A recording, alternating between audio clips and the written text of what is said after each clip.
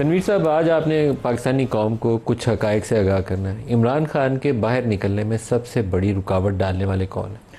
ہمارے کچھ اپنے ہی ہیں. ہمیں کون اپنے سے مراد کون ہے؟ میں کسی کا نام نہیں لینا چاہتا.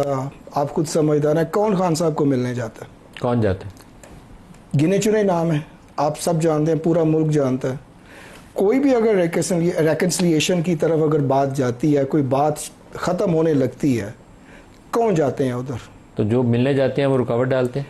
ہو سکتا ہے ایک سینسیبل ہم بات کرتے ہیں. اگر ایک بات جو ہے نا وہ ختم ہونے جا رہی ہے، اس کے بعد کوئی آدمی جاتا ہے اس کو ریپ اپ کرنے کے لیے، وہ کیوں نہیں ریپ اپ ہوتی؟ کیوں نہیں ہو رہی؟ کیا بات ہوتی ہے ادھر؟ There I am unaware of it.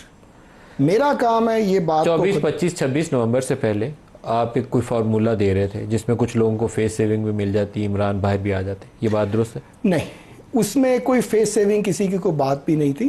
ہم ایک ملک کی سلامتی کے لیے نا کچھ چیزوں کو لے کے چل رہے تھے جس میں خان صاحب نے اگری کیا تھا. وہ کیا چیزیں تھیں؟